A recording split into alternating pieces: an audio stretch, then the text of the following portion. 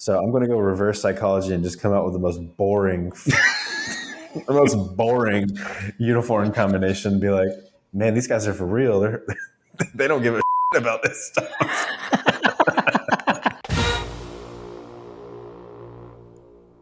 Welcome to My Got a Podcast. I'm Jim Wood. In this episode, John Powell and I talk a little recruiting, everything SEC Media Days related, and we answer questions from you, our listeners. As always, remember to check out store.mygotapodcast.com to see our latest merch. And you can follow us on social media at My Got a Podcast. Finally, if you like what you hear, please subscribe, rate, 5 stars obviously, and review the show. If you leave us a review, you just might hear it on an upcoming episode.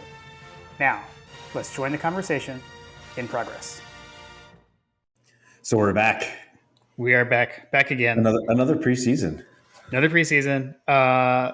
Much shorter hiatus this time than last time. We took a week off, and enjoyed SEC Media Days. I know you texted me and we were talking about recording around Media Days, but decided we usually record on Mondays and wanted to make sure we had all the Kirby and company interviews done before we talked. So I think that worked out. Yeah. I don't know if you heard, but Kirby Smart basically was bad mouthing NIL, right? True. Yes. Right. Exactly. We'll have to get to that. We'll get to that. I did have to say I saw on Twitter today a comment from Brett Belding talking about Makers 46 and how that's a good pour. So that's what I've got this evening while recording. It's a tried and true My Got a Podcast favorite. So agreed, Brett. Excellent choice. And that's a fantastic one. I'm having some of West Cobb's finest H2O. I'm not feeling 100%. So I'm sticking to the water tonight. Well, here's the thing though. Like, we were hopeful that you'd be able to make it tonight. We were hopeful. And you were. So that's good. I did just want to say, I don't know, like maybe just catch up a little bit. Like, I think, last episode we had John Tweet Sports on and we kind of jumped straight into like Dog Central and stuff like that. But, I don't know, like, how was your summer? Summer's been pretty straightforward for us, like camps here and there. No big trips or anything like that. So our big vacation is going to be a fall break for us here coming up. Okay, that's right. The last week of September. So a lot of work. I had a big client that we onboarded, so I've been kind of commuting between Jacksonville and here for the last couple of months. So it's been a lot of time working for me, unfortunately. Yeah. Well, got to do it. Unfortunately. Yeah. We're all there. Unfortunately, we have to do it until Dog Central starts just raking in the money. That's right. Yeah, exactly. We've been pretty low key. Although, it's funny because like Georgia to North Carolina, like our summers are so different. Like our summer starts so much later than you. But then we do go back to school later, obviously. But so we're not nearly as far into summer as you are. But, I have 2 teenagers now. So I think that's the big thing. And the oldest teenager has a car. So we bought a car this summer. That was interesting. So we're having to deal with like, we have 3 cars now, and it's like reshuffling. I spent weekend before last, and Kim and I both like cleaning out the garage because I'd been parking my car in the driveway. So it needed to go back into the garage. So that's been fun. So yeah, we did our Fripp trip, with family. So yeah, it's been good. It's been good summer. Pretty low key for us too. That's awesome. Having Fripp is nice. Still waiting for that invite out to Fripp. Tough but fair. We have talked about it in more nebulous general terms. We need to iron out an actual My Got a Podcast retreat Yeah. Seriously, leadership retreat. Yeah. Yeah. I mean, like we could go like live from the course or live from the beach. There's lots of possibilities. Yeah, we need to have a guest speaker. Like we could have a keynote speaker, Frip Dog, coming in and giving us a little pep talk. That's true. That's true. Last summer was when I recorded the at the time Dog Sports Live episode with Graham and Josh, and like they had Dan Wetzel on, and it was like the Google Meet got messed up or something. Uh-huh. So that's my only foray into podcasting. I didn't have all my stuff with me. It was kind of I was a little behind, but anyways, always gets interesting. Well, It cool. sounds like you had a pretty good summer, though. Yeah, it's pretty good. School starts for us next week, so Wow. we're See, that's back, crazy. baby. Oh my gosh. This is where you would cue up like the Christmas music, like it's the most wonderful time. Right. No, yeah, I don't. That'll be a preview of what my kids are going to hear on come Monday morning. This month, so a week. So we're recording Monday night. So a week from today, school starts. Yeah, Wow. August 1st. Wow. Yeah, we're My way daughter behind. got her. My oldest got her schedule and everything, so she's starting high school. Yep. Okay.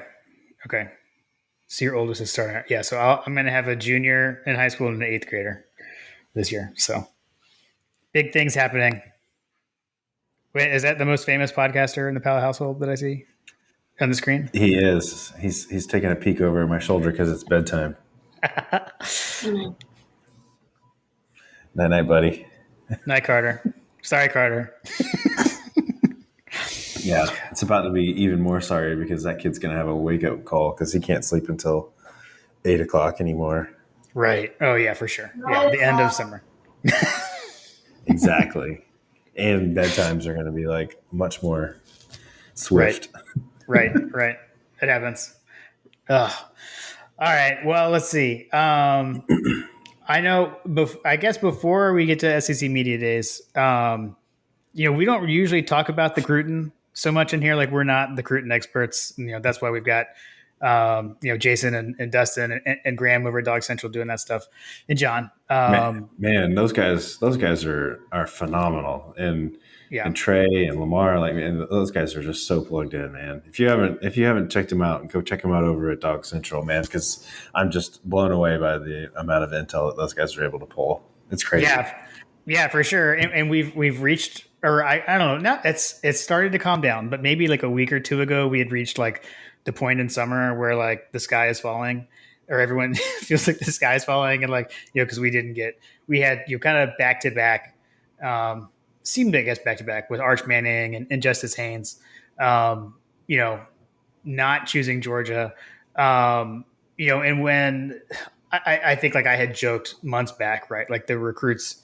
I don't claim to be plugged in or anything, but like the guys like that I wanted, right, purely for like nostalgia reasons and just like not even with Justice Haynes is definitely nostalgia, but I always joke about my cousin Sammy, which I don't know that I would say he's a Clemson lean, I guess, but those are my priority recruits. So bummed to miss out on Justice. Like Veron is a guy that was there when we were in school. We were in school for the hobnail boot.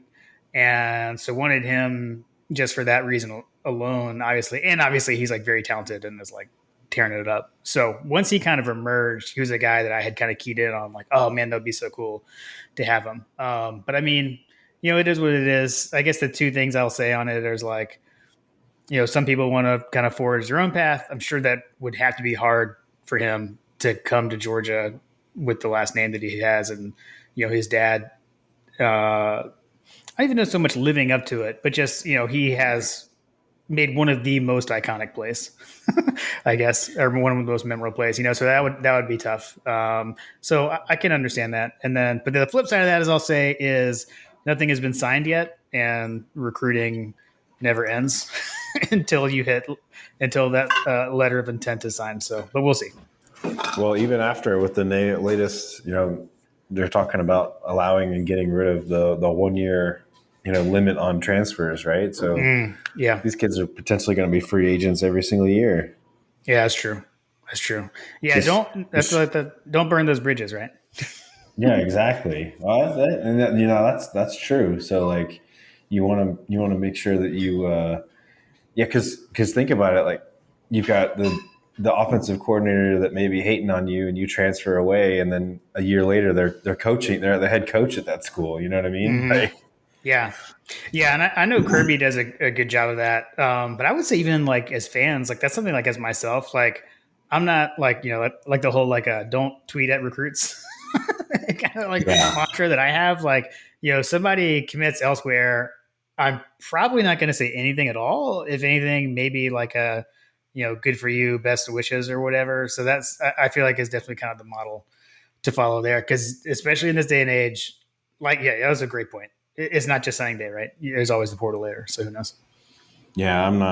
I don't subscribe to that anymore for sure. It's Yeah, probably been since I was in my 20s when I stopped doing some stuff like that. right, Where right, for I sure. at least like felt somewhat connected, to the like you could run into some of these kids at the bar kind of thing. Right, right, yeah, for sure. All right, well, Um, yeah, it's definitely a bummer to miss out on justice because yeah, you definitely don't want to hear touchdown Haynes against University of Georgia in the SEC championship. yeah, I know. Yeah, it'll be that'll be weird if and when we do play against him. I don't even know like what the rotation is or like would be at that point because we don't even know what the schedule is going to be. So who knows? Yeah, I would say that. I would say it's one of those things where it's like you want your legacies to come, but at the same time, you know, we always say in Kirby we trust, right? Yeah. Yep.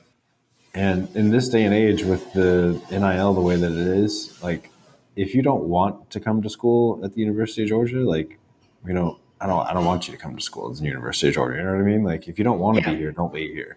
Yep. Yep. For sure. For sure. Totally.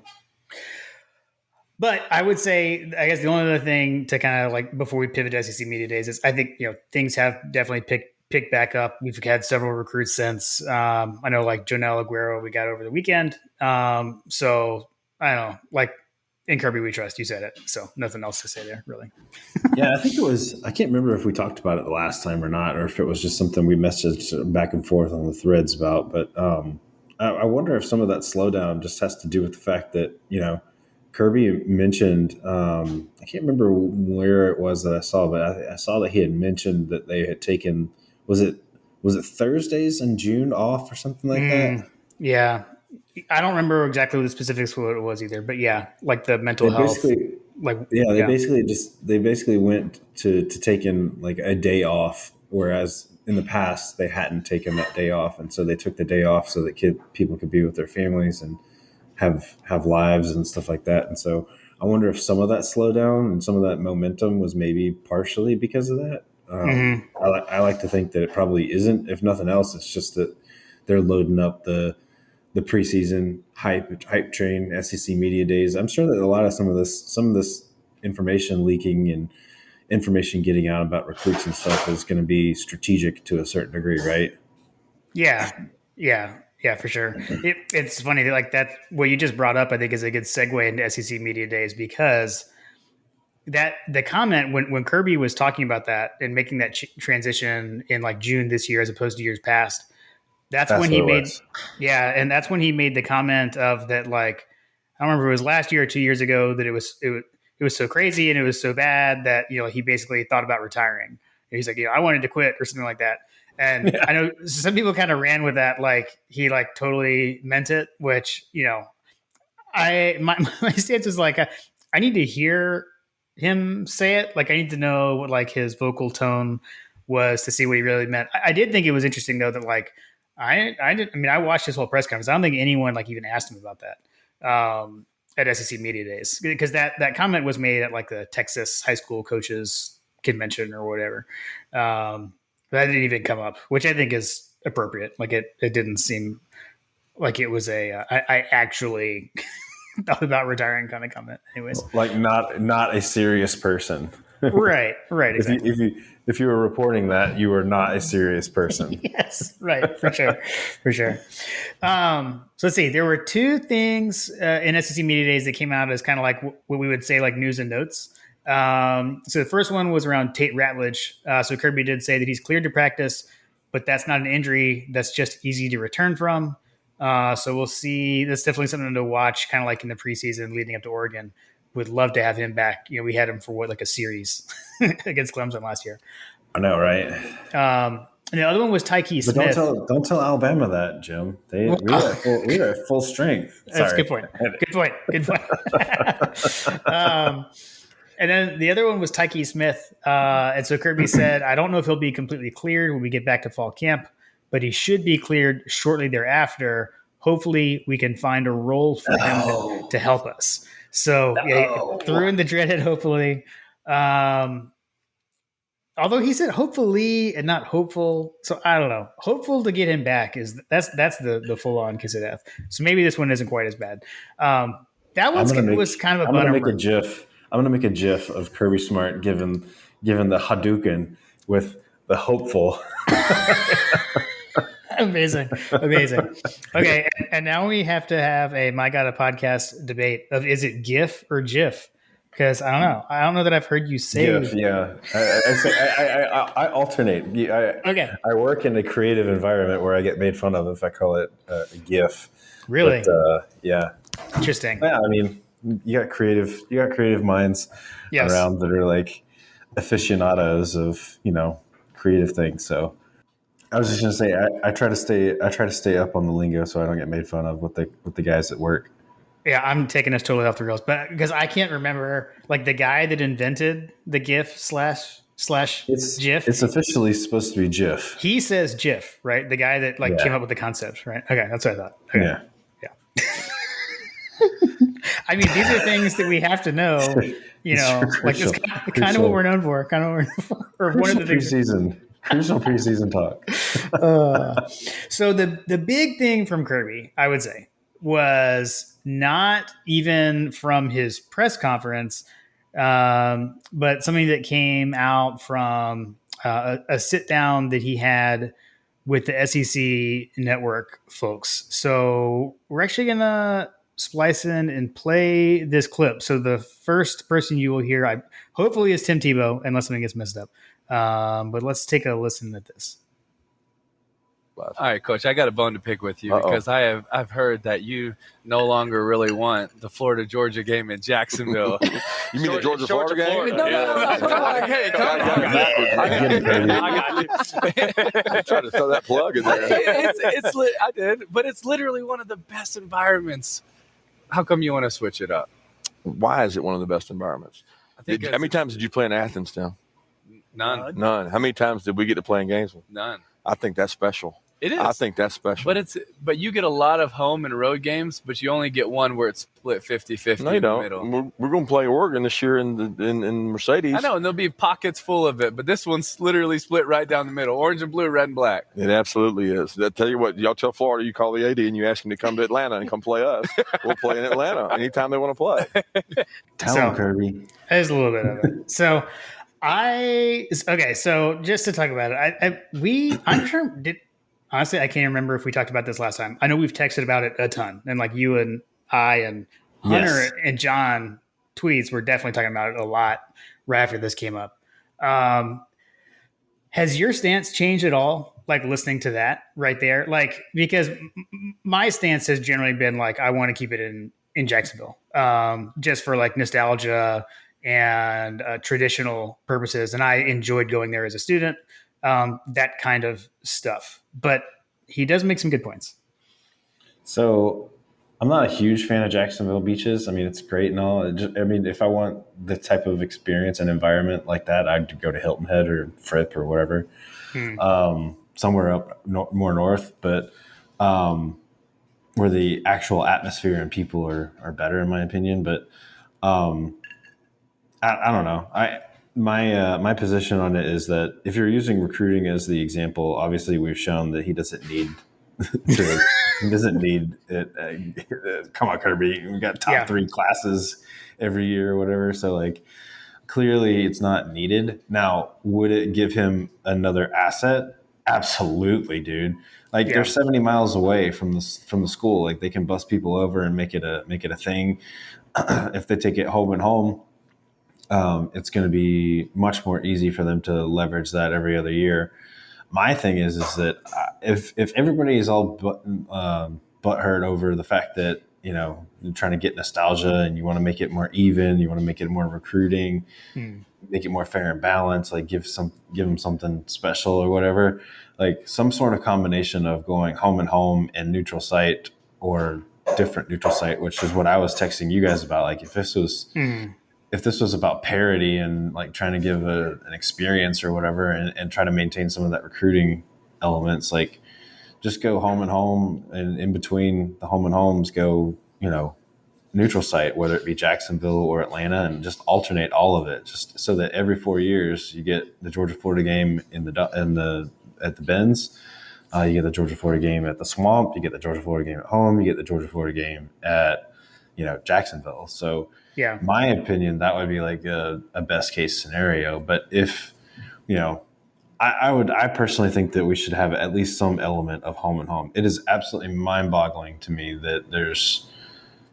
kids that have never played against Florida in the Swamp, and that to me just doesn't sit right. It doesn't sit right with me as far as like what we think about with college football, because the nostalgia with that game, in my opinion, I mean, think about how much that stadium has changed over the years. Like the experience overall has changed over the years. Like I don't know, man. Like I get it. Like if you want to go to the beach, go to the beach. But the reason it's awesome is because it's Georgia, Florida.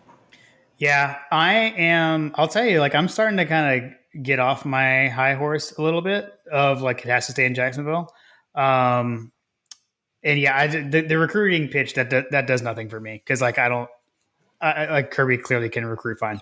And if that's true, then like why are we scheduling Oregon, as a neutral game, and why are we scheduling Clemson and Charlotte? Well, like, that's the same reason it's going to stay in Jacksonville, right? It's money. Yeah, exactly. So that's the thing. I'll say the only thing I listened to this morning, of all people, Mike Griffith was on 960 with Logan Booker and Dave on the morning show, and he made a comment that, like, surprisingly, I was like, "Huh, that's actually a really good point." And it was around the Iron Bowl. So Alabama Auburn, the Iron Bowl used to be played in Birmingham at Legion Field, right? At Legion Field, and that was quote unquote neutral, which I think was more of a Bama slant, but you could say the same thing about like Jacksonville, right? Like it's in the state of Florida. And just like what it meant for the people at Auburn to get that home game back. And, like, I guess I'm definitely obviously outside looking in, but like, I think having the Iron Bowl home and home just makes sense. And if Georgia, Florida were to change me home and home, I think eventually we would get to that point too. But I do think that your idea is kind of like the ultimate compromise, right? Like rotate through all four. If you did that, if you did Mercedes-Benz, you did Jacksonville, Athens, and Gainesville, then a 4-year player would get to play in all four venues, which I think and you have something to look forward to. Like each year, it's like, oh yeah, we get to go to Jacksonville this year, or you better stick around next year. We're going to the Swamp, that kind of thing. Like no one's ever played at the Swamp before. Like, I don't know, man. I just think I recognize that my wish list there is like just wishful thinking, but like, because the reality is that once you layer in another city and another negotiation point, like, it's going to overcomplicate it. I feel like just doing it that way. That's just my pie in the sky. Like if all things being equal kind of thing. But the reality is the easiest compromise is to just rotate the Jacksonville home and home. Mm-hmm. Yeah. Well, and that gets to, so we actually did have, I'm going to skip to one listener question. So 51-7 GATA said, considering the Florida athletic director's comment, do you think Florida would actually keep their home game in Jacksonville while making trips to Athens to play Georgia? The last two Florida ADs have said they would keep their designated home game in Jacksonville. I find this difficult to believe, and I agree. There's no way that I don't see how that would happen. So basically, the premise is it goes to home and home, but then Florida says we're going to play our home game in Jacksonville. I don't see them doing that. What's the stadium size difference there?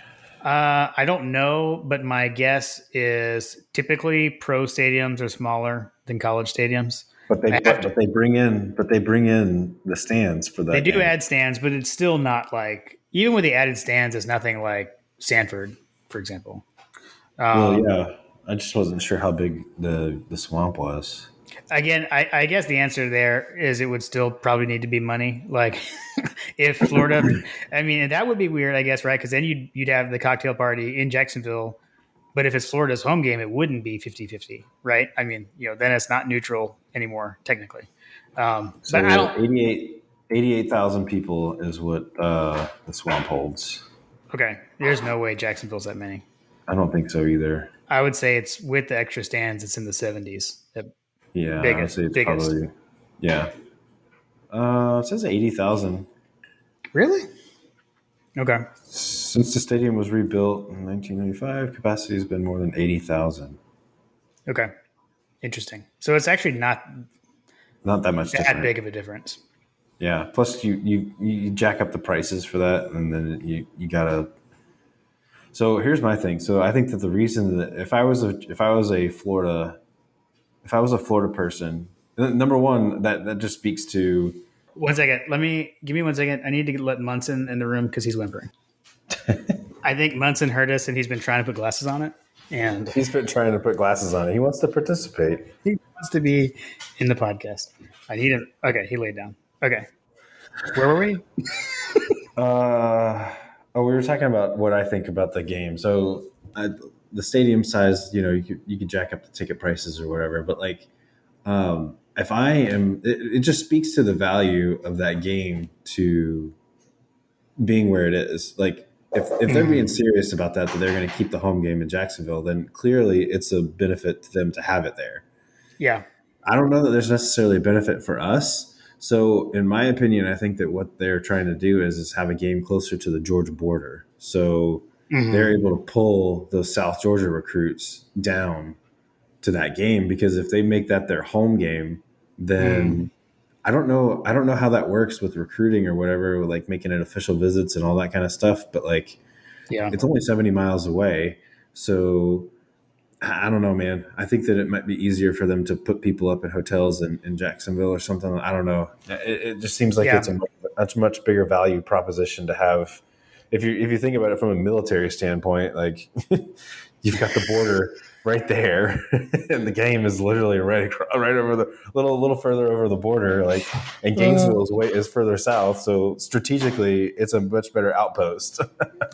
Only on Like Out a Podcast can you get military strategy compared analogy to the Georgia Florida to the cocktail party. The ports are bigger in Jacksonville, Jim. All right, this is true.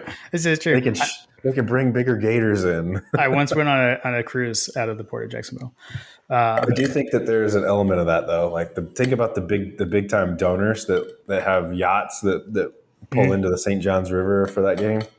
Well, and that's where I think it's hard to get the game out of Jacksonville from a Georgia perspective too. Is there are some big money Georgia donors that want to keep the game there. So, all right, we can move on. But yeah, definitely interesting. Burn the boats, Jim. Amazing. Okay. Okay. God, like that was like a glorious segue. Okay.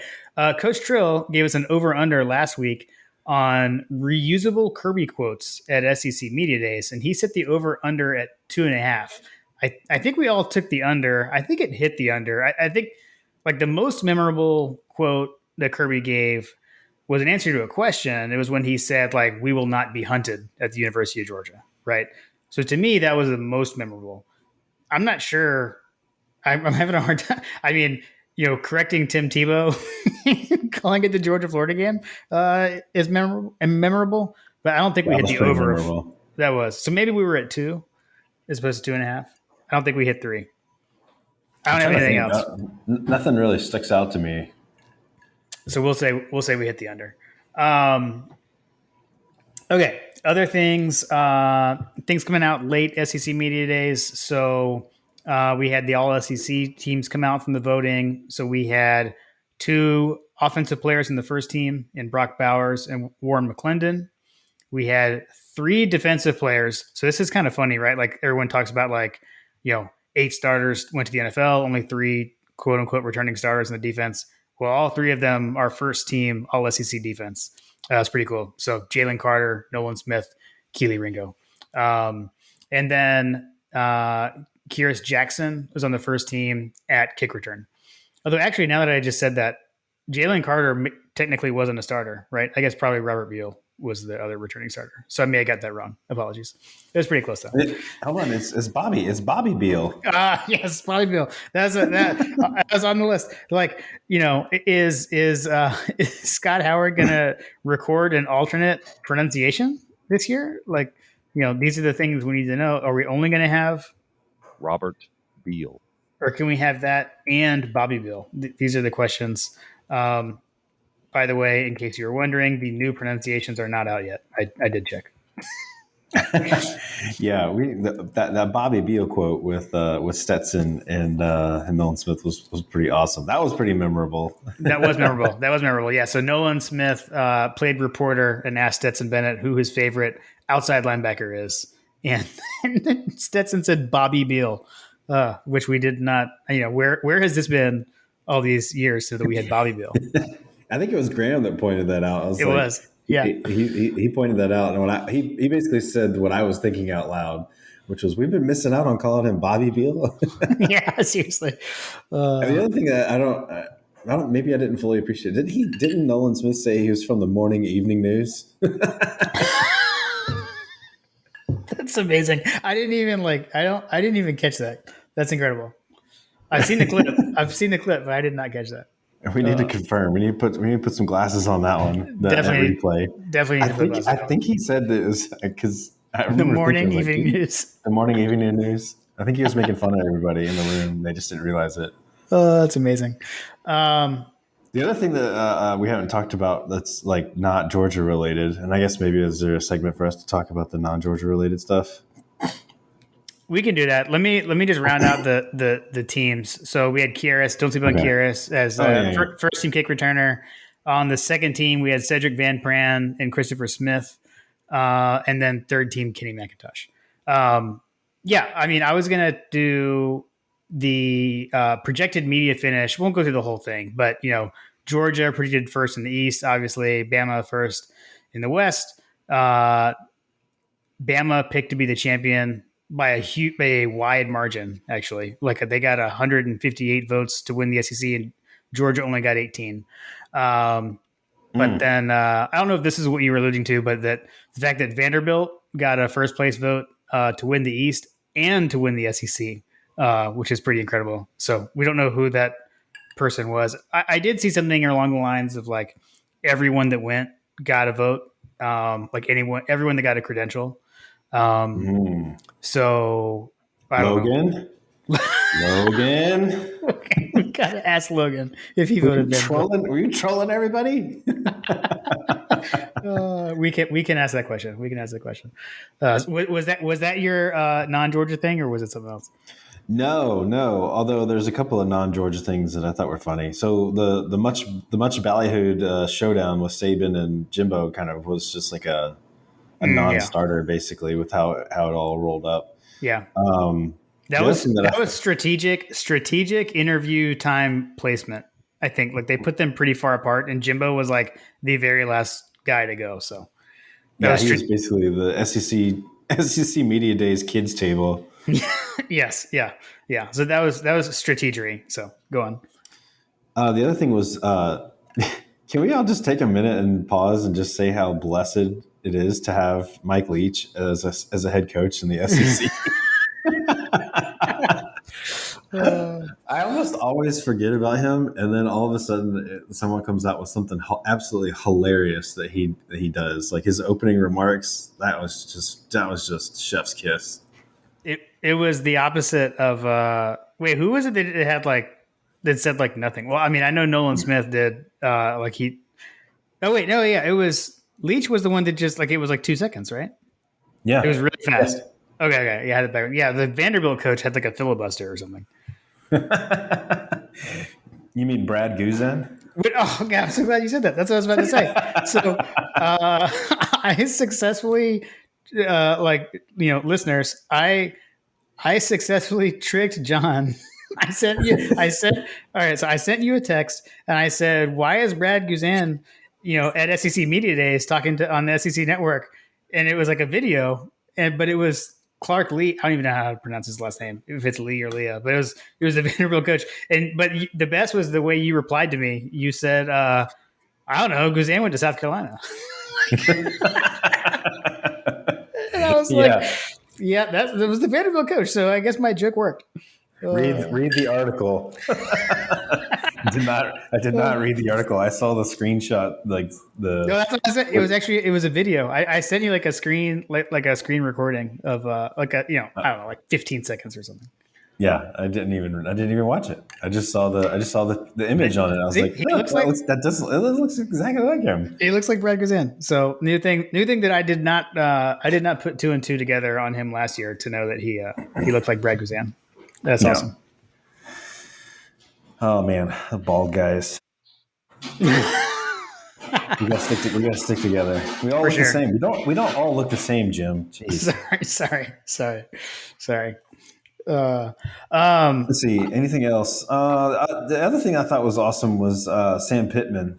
That moment with Nolan Smith and Sam Pittman in the hallway. Yeah, like those are the kinds of things that you don't see on the news like all that well. Like when those two link up and they hug each other and all that. And I think Kirby and Sam also had a moment too, if I remember.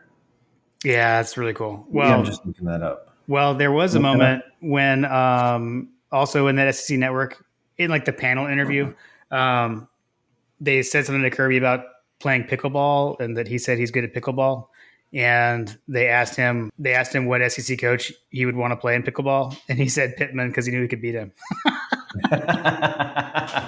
Ouch. So that was funny. But yeah, it was funny. And Auburn picked last place in the West. That was the other thing that I thought was funny.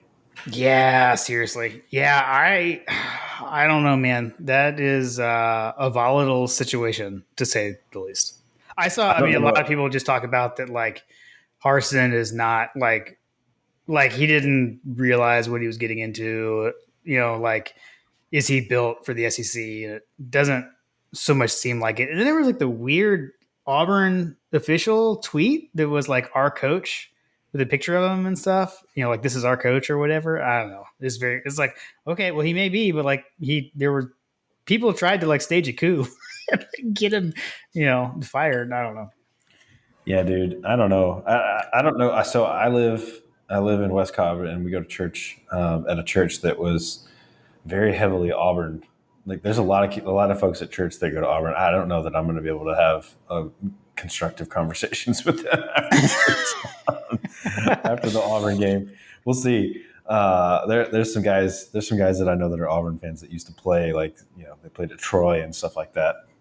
And they're very passionate, that bunch. And the last year or so has been brutal for them. And I can't imagine it getting much better. That's just going to be, it's just one of those ones that I try not to mess with the diehards on the Auburn side because they just can't handle it. Kind of like the Bama guys, but yeah, seriously. On the Georgia side, I did have a couple of things. So I went back today and I watched like the official media availability for the players. So a couple of things I got it from that. So first with Stetson, he officially, we know he has an iPhone and it sounds like he intends to keep it. So make of that what you will. But he actually talked about that, like the T9 texting was getting way too hard to deal with. So that factored into his decision. The other thing was that he talked about, I had not thought about this. He talked about that or someone asked him this question and he was talking about how cool it is that he's going to get to be on the same football team as his brother this year. So his younger brother is a freshman on the team this year. And, and what I'm going to is the part that I didn't think about with this was, he mentioned that that's COVID related, right? Because Stetson without COVID wouldn't be in college anymore. Like this is his, I mean, he's pretty old. He's older than Jake Fromm, by the way, Stetson Bennett. Like he should not be in college anymore. Thank you, COVID. Yeah, so this is the whole COVID year thing for him. So he talked about that was like the best thing to come out of COVID. He's like, he said he's 5 years older than his brother. They've never been able to be on the same team before. So this gives them the chance to be on the same football team for the first time. And he was like, who knows, maybe the stars will align and we'll get to throw a pass to each other. That would be pretty cool. He's like, but even if not, it's cool to just to be on the same team. So that's pretty cool. That's really cool. Mama Bennett is probably really happy about that too. Yeah, for sure. Talking about legacies and shadows, like, imagine being the kid's brother. Like, you're coming in like, my brother just won the national championship. Right. Yeah. Your brother is the starting quarterback. Yeah. That'll be interesting. I mean, like, what position does he play? Wide receiver or yeah, he's a receiver. So by the way, Luke Bennett. By the way, so I keep calling him Stetson's brother. So yes. So sorry. That's what he has. Sorry. Yeah. Apologies. So Luke Bennett. And he plays receiver. Yeah. But I think he's like similar in stature to Stetson. So be interesting. They're both listed at 5'11". Yeah, you never know. Maybe one of these games on the schedule against a lesser opponent, Luke Bennett could get in, and that'd be pretty cool. Over under number of backyard touchdowns between brother to brother touchdowns. Oh yeah. Now I feel like we just need an over under completions from Bennett to Bennett on the season. Over under set at 0.5. We need to confirm with Coach Trill. We'll let Coach Trill actually set that. But that Coach Trill, that is what I recommend. Moving on. If we can hit for the trifecta of Bennett, McConkey, Bennett, like Stetson hands off to McConkey, then McConkey throws it to Bennett. Dude, the law firm has grown. Bennett, and McConkey. That's great. Incredible. Let's see. Okay, so I would say another thing we talked about when John Tweets was on, we had a question around like who would kind of be the darling at media days, and we said Nolan Smith, and I would say he was. I don't know. I mean, obviously, like we had the Bobby Beal thing. You mentioned the Nolan Smith hugging Sam Pittman, and just like watching him interact with the media, he is that like boisterous vocal guy. He was awesome. The two things that I jotted down were not from his official press conference. One was I found a video. He was like talking to a media member, and Nolan was showing this reporter his Instagram video of him snow skiing at Big Sky Resort in Big Sky, Montana, which, fun fact, is where the Wood family used to vacation in December years ago. So, I could relate to that. I thought that was pretty cool. And the other one was, I don't know if you saw, he had an interview with Feinbaum, and Nolan Smith started talking about fishing and that he's a country boy. And this is a quote from Nolan Smith: "All you need is a hot dog to catch a catfish." So that was pretty amazing. Which I agree. Yeah. I mean, like pretty true. The guys that I've seen catch catfish are using chicken livers, but I guess hot dogs would work too. There you go. And then like talk about like polar opposites. So like, you had of the three guys that were brought. So you had Stetson, who starting quarterback, and then all of the narrative surrounding him. You had that. And then you had Nolan Smith, this like huge personality. Then they had Cedric Van Pran. And I don't know about you, but like I hadn't seen or like actually heard him speak a lot. I was very impressed listening to him. He was very like even keel, very straight to the point, very matter of fact. I had a good time listening to him. So definitely like if you get a chance, go look. You could just like YouTube, search on YouTube, Cedric Van Pran, SEC Media Days, and it'll pop up. You can see his whole interview. But the thing that jumped out to me that he said, he got a question around like, so much talent left, and as a team, what are you doing to replace those guys that left? And his answer was that he feels like the key is not to focus on replacing guys, but to uphold the standard that they set. So that was pretty cool. I thought that was a great answer from Van Pran. And like I said, overall, I was just like super impressed with him. It was fun to listen to him talk. I thought he was a great representative of Georgia. Yeah, no, I was impressed as well. He definitely ripped that G well. That goes without saying. Yeah. I'm looking forward to hearing more of some of these kids that we we know about, but we haven't really heard a whole lot from because of other leaders on the team, having taken their place. It'll be nice to see some of the guys talk a little bit more. Yeah, for sure. Cool.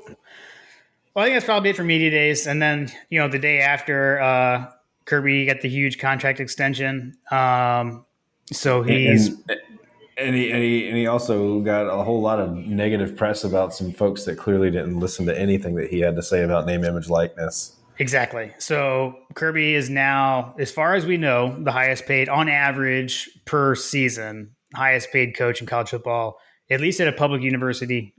So Lincoln Riley is the coach at USC. It's a private school, so there's no freedom of information request. That his salary is not public. But on average, Kirby is higher paid than Saban. I know Saban actually has some escalations written into his contract, but they won't kick in yet. So I think he has to fall out of the top 3 in the SEC and the top, it's 5 nationally. I forget what it is. But he has some automatic escalations by that. So as of now, Kirby's the highest paid coach. But yeah, then there was all the blowback. You had Shannon Sharp. I forget who else. There's an ESPN guy. It was interesting. Actually, our guy Chris Marler jumped in defending Kirby.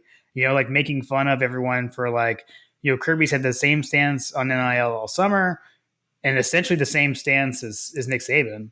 And then once Kirby gets his big payday, all these people jump in and start to claim he's a hypocrite and all this kind of stuff. But and took his media day comments about NIL way out of context and clearly did not hear him talk about the fact that Georgia had, 95 players with NIL deals, and talked about Jordan Davis being probably the highest paid guy last year, on the defense, etc. So whatever, yeah. As people just, that's the whole when I get frustrated with the national media, right? They don't know what they're talking about. Yeah, clearly they don't have any idea what they're talking about. Good grief. Yeah, that was annoying. It's come on, guys, do a little legwork here. These capital J journalists out here. Well, I don't know. I don't think we call Shannon Sharp a capital J journalist. But there were some. There were some. Actually, they were, and I'm forgetting the guy's name. RJ something. His handle's RJ Wrights. I can't remember what his last name is. I'm blanking. He went off on it. It's whatever, dude. All right. You got any? I was gonna hit the listener questions unless you got anything else. Let's hit the listener questions. All right. So we already had the one from 5107 GATA earlier. We will go to Zach SC Dog 864. What is your favorite Kirby Smart quote so far in his tenure? There have been a lot. Can I make a clarifying statement or question? Yeah. Yes. Because I know you like those. Because I have some jotted down. One thing I will say is I think a lot of some of my favorite things that Kirby has said were either not mic'd up or they were things that were not said to the media. So there's that. So of things that were actually said to the media, I think I know mine. I was going to keep it to that. I'll mention my other ones. But HBTFD to me, it's kind of hard to top that. He actually said that in a post game when we beat Auburn. Yeah, no, I think that was after the Florida game. Was it? No, well, going to the the non-field FTMF as the hat that I'm wearing. That was the Florida game, but that was like running off the field, reading his lips. Correct. I thought that was after we beat Auburn. What did I just mix it up? Like, what was the quote? Yeah. Well, how about them dogs? That's what I told him. Oh, yeah. Because that one was like to a media Sorry, question. Carter. I'll bleep it out. That was an actual like to the media post game of Auburn. In what 19, I think. That's a good one. Yeah, so that's mine. Yeah, my clarifying statement was going to be: is it something that that he said, but he didn't say it on a microphone? Exactly. That's the FTMF. Exactly. That was going to be mine. Awesome. I'm talking about that's a good one. Another good one was the.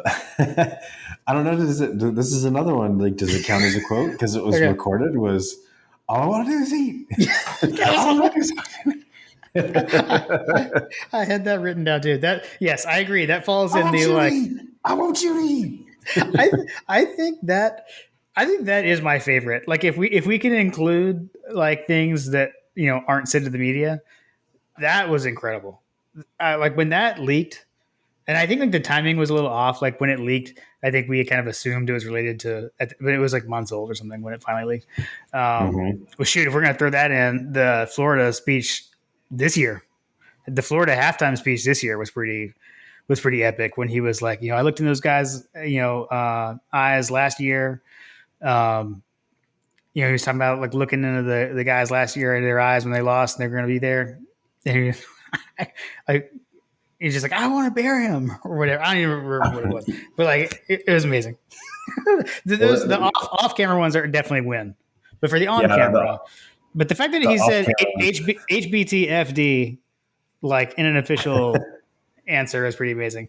I did love, so in 17, like all the like his motivational things that they say to the team. I love all of them. Like, keep chopping was a good one. Keep the main thing. Like it didn't really even make any sense, but I loved it and I yelled it like nonstop at the Rose Bowl. That's like what we were yelling the whole time. Like when we were behind, we were like, I mean, we're just not keeping the main thing. Like what is going on? So I don't know, whatever. And then you're either a leader or you're not. That was the one from this past year. So those are all my honorable mentions. But I got to go with pressure is a privilege. Pressure is a privilege. There's a good one. That's a good one. Yeah. So I mean, he's got him. He's pretty quotable and giftable. Is Kirby. There was another one that he'd said recently. It was like success comes for those that are too busy to find it, or something like that. That was the one that John was saying. Was like Socrates or something. I don't know what it is. That's what he's saying. I think he used that at Media Days last year, and he actually recounted back to that this year at one point. Got it. Yeah, I like the canned ones. They're like part of like the message to the team. Like I actually think those are usually pretty good. Burn the boats, right? That's another one. Yeah, was it Minnesota that had burn the boats? Is there like? They're row the boat. They're row the boat. Okay. Row the boat. Yeah. Yeah. I could have sworn someone else had burn the boats as a theme, but yeah, he's definitely giftable. He's definitely quotable, and God love him. Yeah, he's a good one. He's quite the fiery chap, isn't he? He is. All right, Zach. Someone in my workout group that's like an East Carolina fan, and he's always like rolling his eyes whenever I talk about Georgia. He's always like, Kirby just needs a hug. Look, man, just give Kirby a hug. you gotta love like the East Carolina fans. I got some friends who are App State fans. You gotta love them. Yeah. All right, Zach had a second question. Who are you looking forward to seeing on the field most this upcoming season? Not named Brock Bowers or Jalen Carter. Do you have anyone you're really looking forward to? I do. I'm gonna hold my cards close to the vest. What's your answer first? Okay. Hold on. I need to bring in a guest to say one of mine. I've got a couple, but one of mine is definitely Reek Gilbert. Nice. Didn't get to see him last year. Absolutely went off in the spring game. So definitely excited to see Arik. And I will say something that I find interesting with him was it was such a big deal when he announced he was going to come to Georgia, transferring from LSU, that he was going to play receiver, right? Like that was like it seemed to be one of the big selling points. He played tight end at LSU, and we were going to let him play receiver at Georgia. We're not talking about him as a wide receiver anymore, right? Like now we're talking about tight end. We're talking about run the damn 13 personnel, right? Like everyone wants to know when are we going to have Ariq and Darnell and Brock Bowers all on the field at the same time. So I find that interesting that doesn't seem to be like that moniker or whatever, right? Like that position label doesn't seem to bother him anymore. I'm kind of reading between the lines here. So that's kind of intriguing to me. But I mean, and also just like we saw what he did in the spring game. So he's definitely on my list. Yeah, think about how often we flexed Brock out. Like, was he a tight end or was he a slot receiver? I don't know. Yeah, exactly. That's very true. So yeah, I mean, I expect the same with Ariq. I mean, I had some other honorable mentions I could hit, but if you want to go to yours, or do you? Are you ready to go to yours? I am. It's pretty straightforward, and it should surprise nobody to longtime listeners of My God a Podcast. Never doubt Kieris. Yes. Never doubt Kieris. Yeah. Because I'm excited for it. I'm excited to see a fully healthy, and word on the street, according to our Dog Central folks, the Field Street Forum. They're saying that. They're saying he's playing with a chip on his shoulder. He feels like he's not getting the respect from the media that he deserves, and I'm hoping that he has that hunger on the field because, let's be honest, like last year was a little bit of a letdown. Of course, I don't think that he was fully healthy. Agreed. Obviously, so I think that having a full off season, similar to how Monken got a full off season, I'm hoping that he's going to have a turnaround here coming off that injury. I'm excited to see Kieris. Honorable mention probably going to be Arian Smith and Dom Blaylock. Like seeing those guys come back.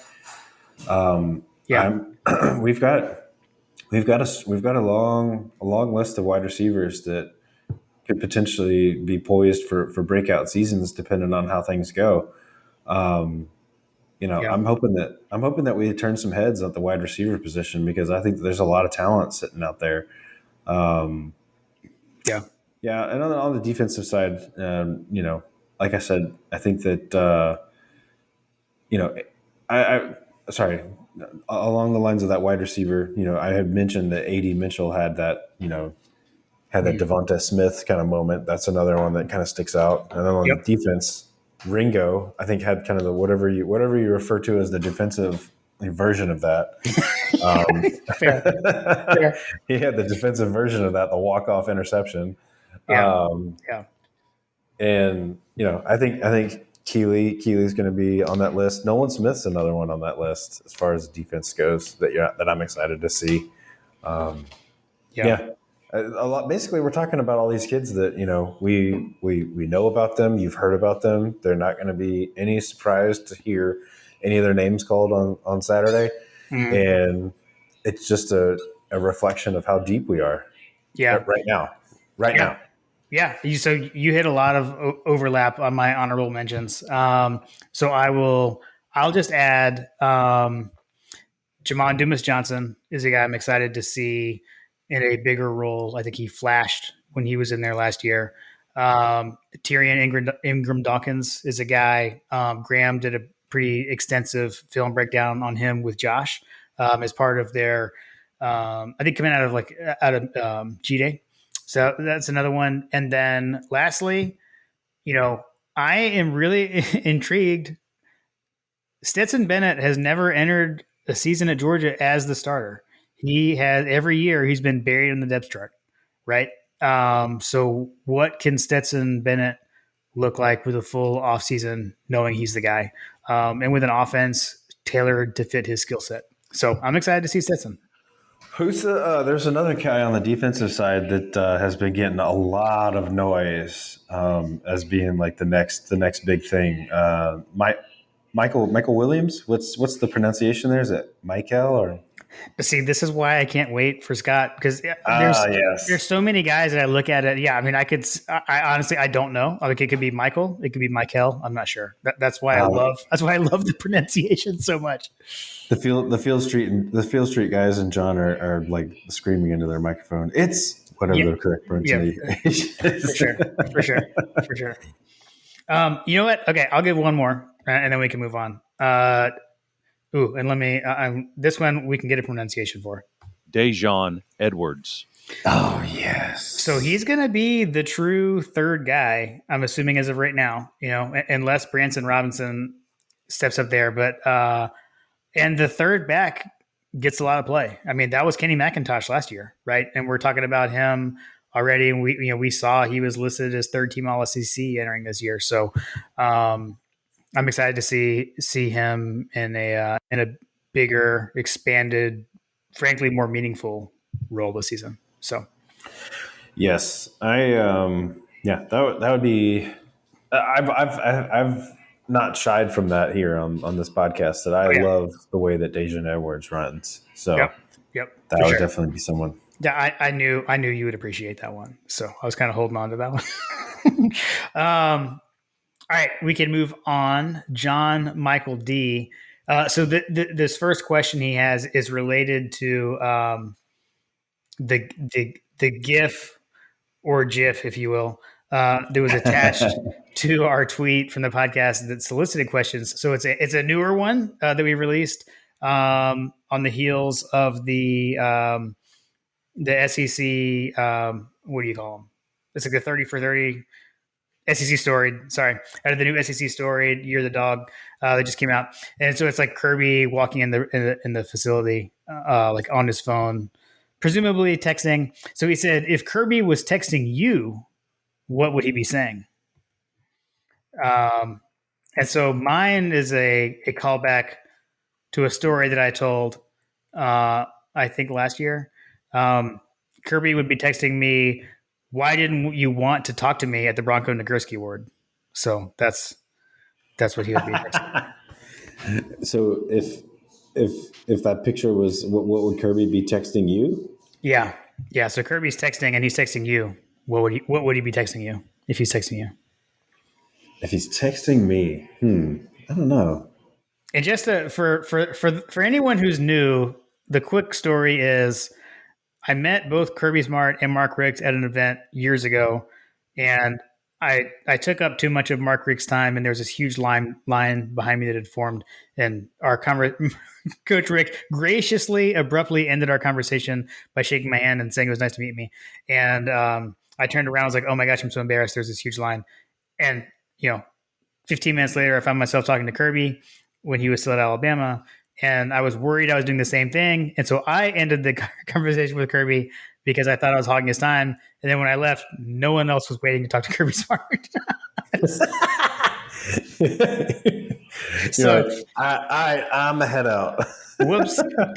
Totally misjudged both conversations. So that's my bad. You ghosted Kirby Smart and left him there by himself. So that's why he wants to know. Kirby's texting me. He wants to know why I didn't want to talk to him. So I have the answer to my text messages that I think that you'll appreciate. He's probably texting me, hey, do you remember that time we won a national championship? That was awesome.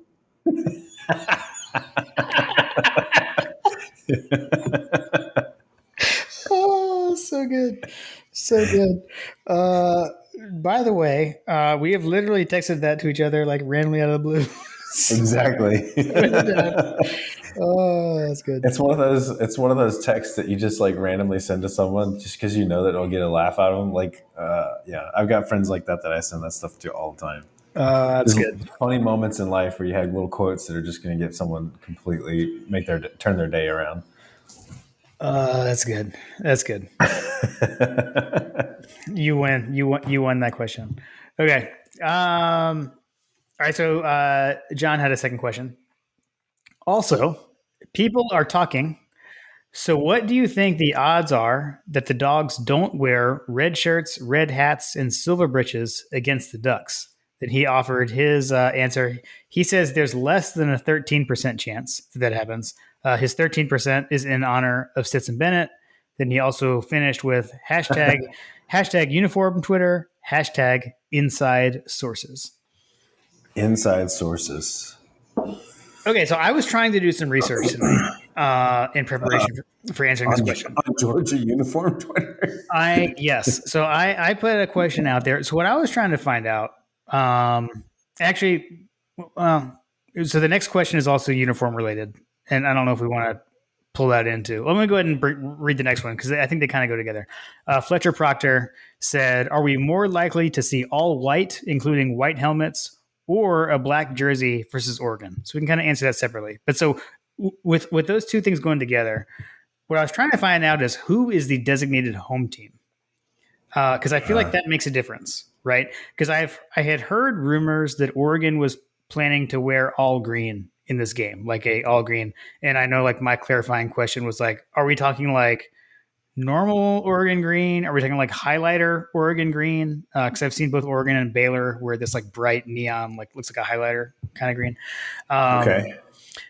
I didn't get an answer. I looked it up. I'll tell you this. Looking at the seating chart, the Georgia sideline is the same sideline that the Falcons have at home games in Mercedes-Benz. And then also on GeorgiaDogs.com, they do actually list it as Oregon at Georgia for what that's worth. I was just about to say it's Oregon at Georgia. That's what it says on Georgia Dogs. So, yeah. So if we are choosing first, although this is so weird, right? So like if we were straight up choosing first, I would rule out the all white, right? For sure. To Fletcher's question. So that's where I factor that in. But if we're not, I still don't think that would happen, by the way, but it would make it more of a possibility. So that's the one thing that I don't totally know, but I guess maybe we could kind of assume Georgia's the home team.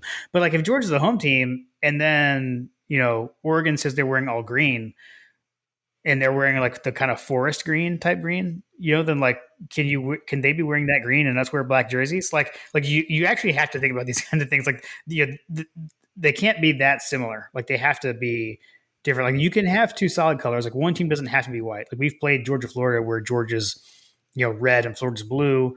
We did the Peach Bowl, right? The last time we played in the Peach Bowl, we wore black jerseys and Cincinnati wore red. Like, so those things happen. Sorry. So I don't know, these are, I've got one more thing that I'll add, and that is in 2020, we were supposed to play Virginia in this same game in the kickoff classic, in the Chick-fil-A kickoff classic. And what we know now is that Georgia was going to do a surprise reveal of that 1980 throwback white jersey, red pants in that game. It was going to be just like the Auburn blackout. It was going to be warm up and normal, go in and then come out in the red pants and the alternate jerseys. So I wouldn't rule it out that we'll do so. We're playing they're saving that up. Well, I'm just saying it's like, a lot of things are lining up, right? You're playing Oregon, who is like the king of alternate uniforms. Right. And you're playing in this kickoff game that we know they convinced us. I don't know if that's the right phrase, but we know we were willing to do an alternate against Virginia in 2020. And frankly, we know that we did wear the black jerseys against Cincinnati in another Chick-fil-A game in the Peach Bowl. I think it's possible. I believe that they're going to be wearing red. You think so? Yeah, I think that so here's my thing. I feel like that if we come out with a uniform variant or whatever that we haven't seen before, even if it's the black jerseys, yeah, I feel like that's going to give them an edge in the psychology standpoint, because they're going to be like, man, these guys are copying us. I feel like that would be like a reverse. So I'm going to go reverse psychology and just come out with the most boring.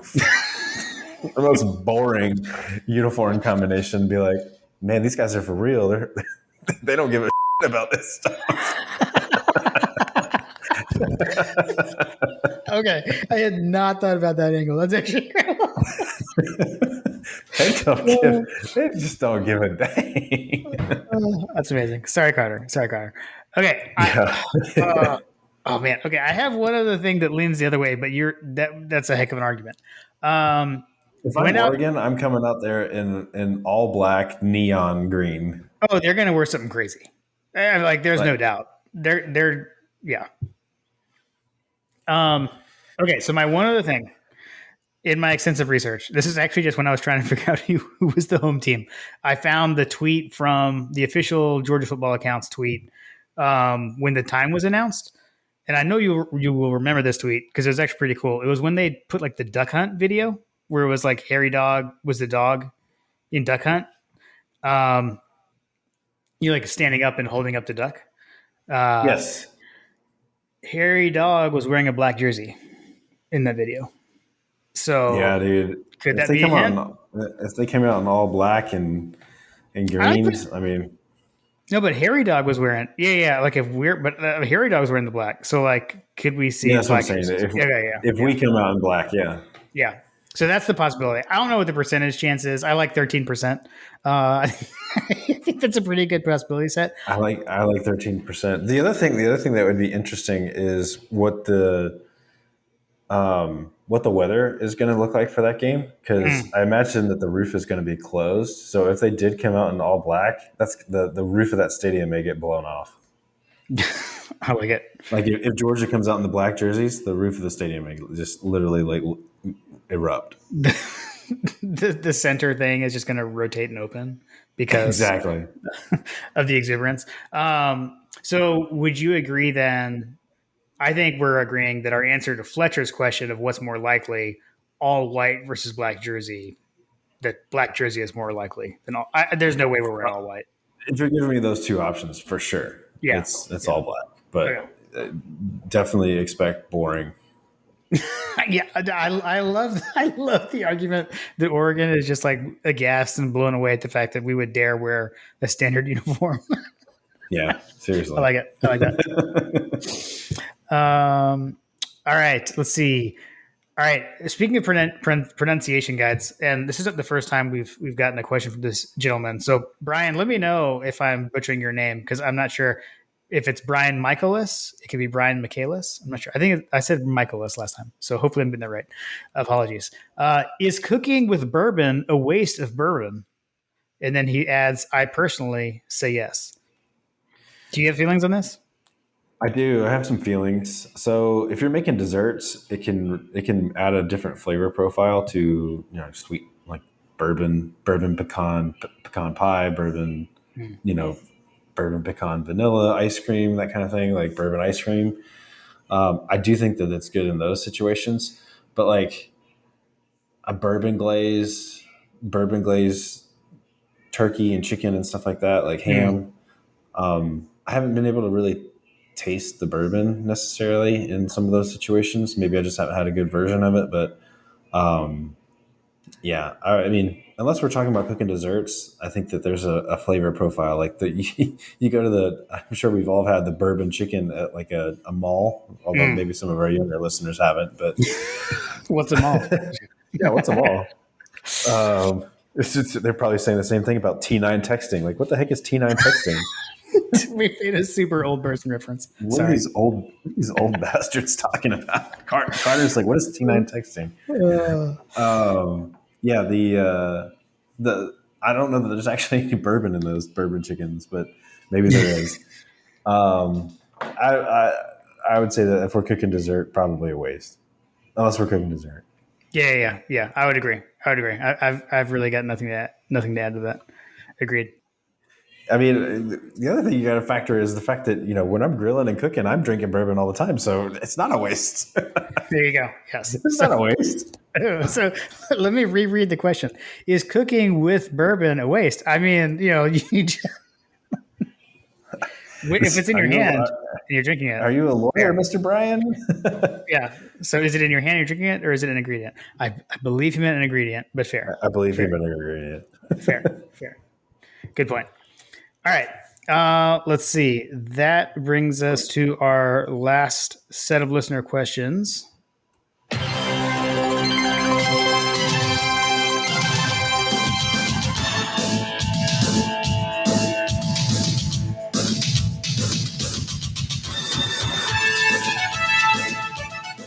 So it is now time for coaches over-unders from Coach Trillbill. First over-under from Coach Trillbill. Recruits committing before the Oregon game. Over-under set at 1.5. So we're recording on July 25th, so we've got over a month left. Actually, no, we're 40 days. So can we get more or less than 1.5 commits in the next 40 days? You want to go first? Or you want me to? You go first.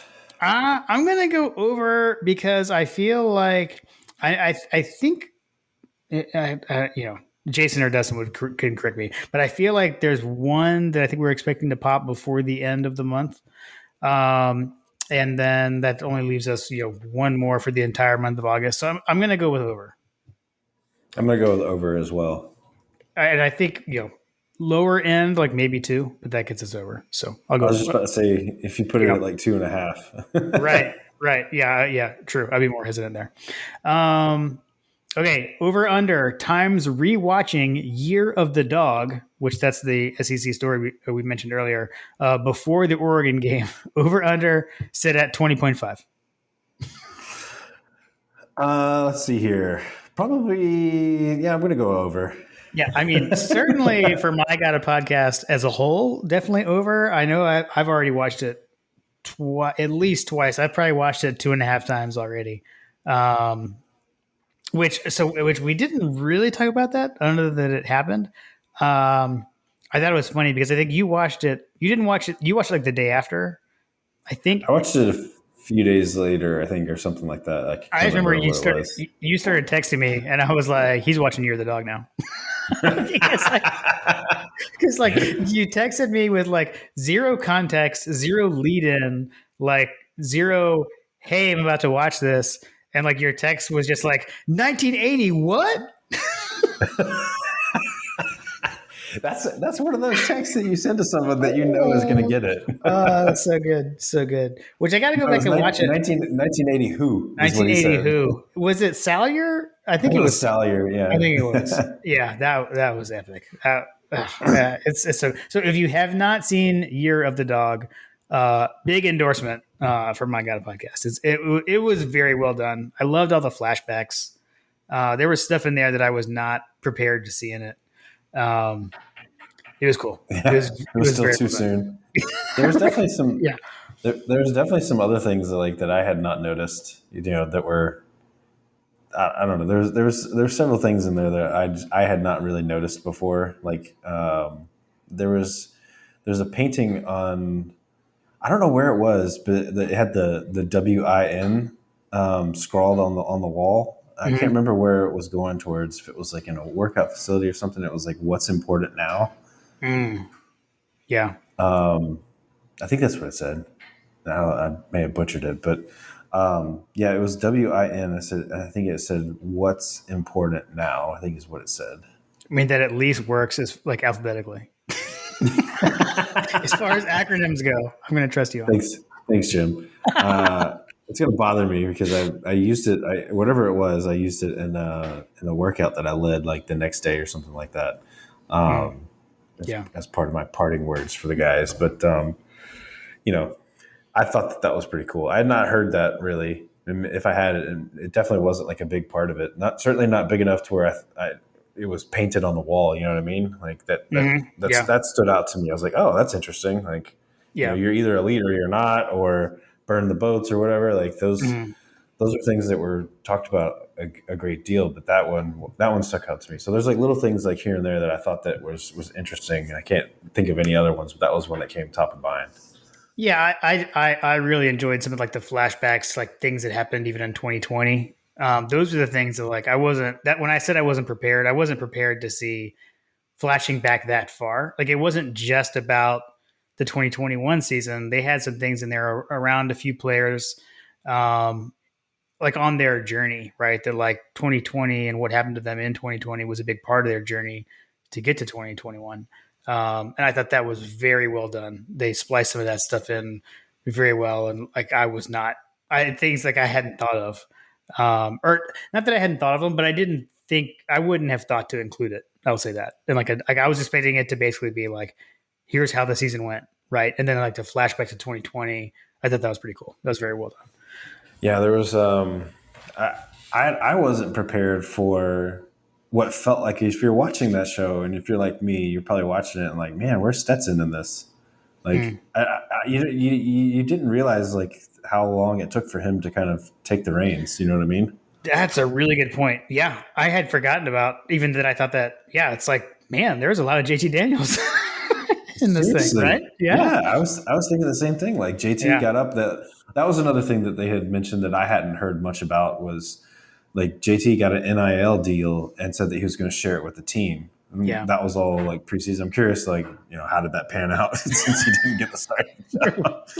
Right. But, it was one of those things. I was like, man, he seems like a really genuine dude. He seemed like he was a really genuine dude in all the clips and everything like that. Like, it's really stinks that it didn't like pan out for him. But at the same time, I think that Stetson's story is probably a little better. But, I remember watching it. I was like, golly, we went deep into the season before we even got to JT. And don't tell the Alabama guys, but like, our quarterback didn't start until halfway through the season. Right. Seriously. For real. I was not prepared to see Jamie Newman in a Georgia uniform in the documentary. It's like 2020 fall practice, and they showed Jamie Newman, and I was like, man, that looked like a pretty good pass. It's like I've never seen footage of him. He looked pretty good. That's pretty funny. Yeah, I was not prepared. I was not prepared to see. That's the kind of thing that was like I would not have thought to include Jimmy Newman. That's where I just thought it was so well done. It was really well done. And that guy, isn't that the same guy that does like the NFL films? The voice, I think. Yeah, the voiceover guy. I think he does. I think so. Not like the old school NFL films, but like the more recent ones. Yeah, I think so. Another like nice little like segment that I thought was super interesting, and I think that the guys on the text thread were talking about it as well, was that Stetson in the Orange Bowl literally had to come up to Jermaine Burton and tell him what route to run. Dude, I'm just going to put it up there where he isn't. Just go. So that was that was some stuff. That was one of the things I know a couple people pointed out. Like there sure was a lot of Jermaine Burton in this thing. But yeah, we saw that too. All right. Go watch it. Yeah, I definitely watch it. Yeah, highly recommend. Very well put together. Very high quality. All right. Over under. New bourbons tried before Oregon game on average per person at 1.5.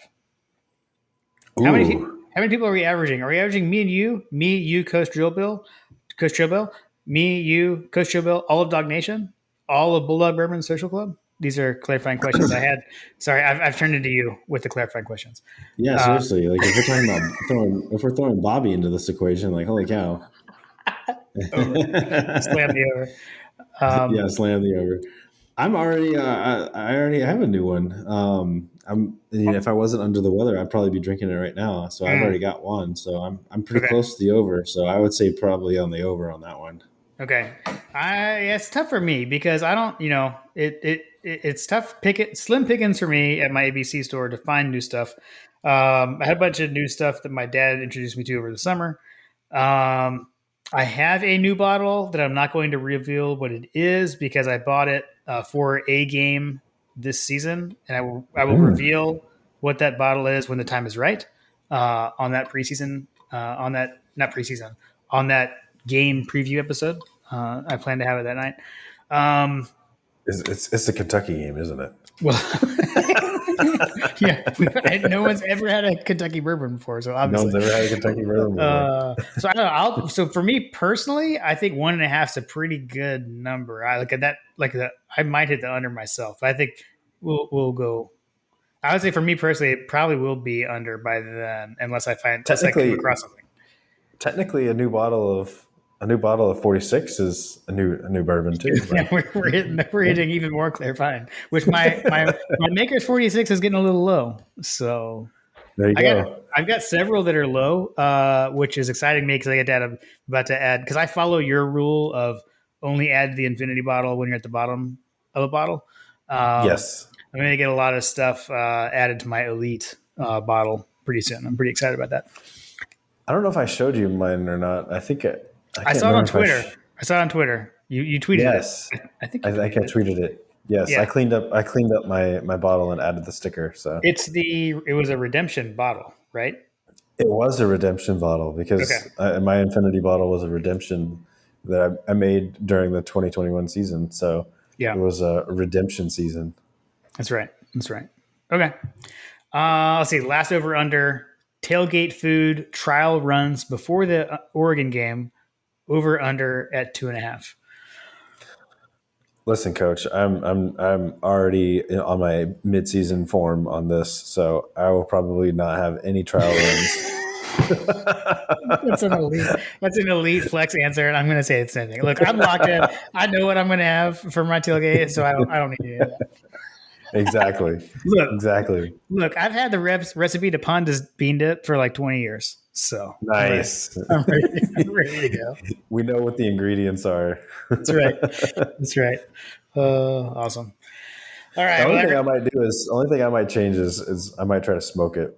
Like that might be a trial run. So I'll go with under on that one. With the bean dip? You're going to on mine. Not your bean dip. I'm talking about my dip. Now I'm just sitting here though. What if I made Panda's bean dip and then I put it in a smoker and I let it melt the cheese and get a little smoke on it? Now I'm getting intrigued by this idea. I've never thought of that. Might have to try that. See the things you might try. So it's still the under though because that's only one. Still the under. Yeah, still the under for sure. Cool. All right. Well, that wraps the listener questions. I don't know. We'll have to figure out. So I don't think we know exactly our schedule. So we know we've got a couple of things we're trying to work out to come up. But I mean, the season is rapidly approaching. So we've definitely got, we'll have we'll do like a big, I say big, whatever. We'll kind of like preview the season at a macro level like we always do, ahead of the Oregon game. But I mean, 40 days. I mean, your summer is already over. I've still got a little bit of summer left with our kids, but you guys are heading back to school. It's crazy. Yeah. It's nuts, man, how fast we've gone from, I mean, it feels like yesterday I was in Indianapolis, and you and Carter were shooting off fireworks. It really is. Like, yeah, every time those mortars, like we've got some teenagers behind us that randomly will be shooting off mortars. I'm like, oh yeah, remember that time we won the national championship and I did that? I mean, like, full disclosure, like I wouldn't have set off, you know how I am. I wouldn't have set him off until the game was totally over. But fair. Like, I feel like tough but fair. Hold on. I want to make sure I get this right. You wouldn't set them off. Keeley had intercepted the pass, but had not yet. Like, you didn't even know that he scored, right? You just ran outside and set off fireworks. Am I getting that right? Am I making that up? We knew that he scored. Okay. And what we didn't know was that there was still game time left when we came in. He came back and the game wasn't over yet. That's it. Yeah, the game wasn't even over yet, but it was over. It was over in the Powell household. Oh, so good. Okay, that reminds me of one last Kirby thing that did happen. He in that same thing that we played a clip from earlier with Tebow. It was Tebow and others. He did get a question around the interception, and they said, were you telling Keeley to go down? And he was like, yeah, I was telling him to get down. It's amazing. It was just fun. But he tried to claim, he was like, but the reason was because he was being trailed by a receiver, and what a receiver is taught to do, strip the ball. He's like, so I thought he was going to get stripped. He's like, I didn't want him to get stripped. He's like, okay, Kirby. Did he change his tune? Because I feel like that there was another interview where he mentioned that he was trying to tell Keeley to get down, but then afterwards he realized that him scoring was actually a good thing for them. Agreed. I am on board with you. I feel like he's changed his story. He's changed his story. Yeah. Agreed. Come on, Kirby. I like the story. I like the story where Kirby admits that he's a little bit wrong. Yes. He's not stitious, but he's a little stitious. Exactly. Awesome. Let me plug a couple of things. Obviously, we mentioned Dog Central, so make sure to go check that out. We're proud to be a part of that. We're having a lot of fun over there. And also, I don't know, John, if you've noticed, I'm wearing my new goat T-shirt. Available now at store.mygodapodcast.com. So everybody can go check that out if you are interested. I was just about to say, where can I get one of those? Other things are in the works that I was going to make some custom for you. So, but yeah, I totally went off the rails. We'll figure out. We generally let the folks know when we're recording a new episode. So I don't know that we're definitely back to weekly yet, but we are certainly close, and the season is right around the corner. Absolutely, looking forward to it. Go Dogs! Go Dogs!